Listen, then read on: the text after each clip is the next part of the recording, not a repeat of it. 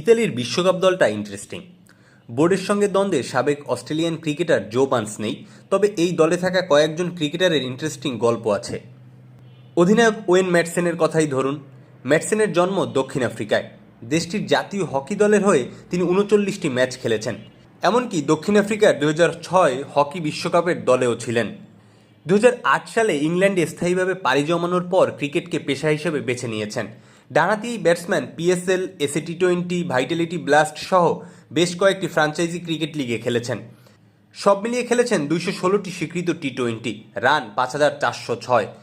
এই সংস্করণে ২ সেঞ্চুরির সঙ্গে ৩৪টি 50 আছে ম্যাটসেনের। ইতালির হয়ে ২০২৩ সালে প্রথম খেলেছেন, এখন পর্যন্ত খেলেছেন 4টি টি20। বিশ্বকাপ দলে আছেন আরেক দক্ষিণ আফ্রিকান স্মার্টস। তার স্ত্রী ইতালিয়ান হওয়ায় দেশটির হয়ে খেলার সুযোগ পেয়েছেন এই অলরাউন্ডার। ৩৭ বছর বয়সী স্মার্টস সর্বশেষ ২০২১ সালে দক্ষিণ আফ্রিকার হয়ে খেলেছেন। প্রোটিয়াদের জার্সিতে তিনি 6টি ওয়ানডে ও 13টি টি20 খেলেছেন।